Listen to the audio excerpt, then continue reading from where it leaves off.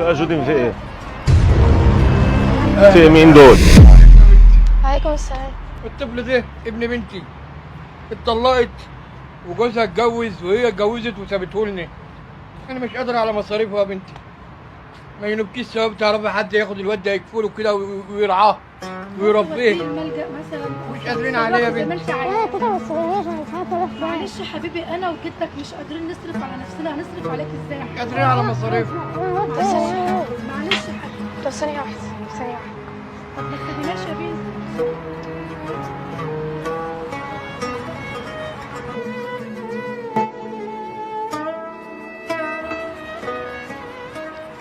عملتي ايه يا ماما؟ معلش ثانية واحدة، بس أنا لسه صغيرة فمش عارف أعمل حاجة، فبابا جاي أهو. كلمت باباك يعني؟ جاي. متشكرين يا بيه. هو أنا شكرا على وين. الله الله.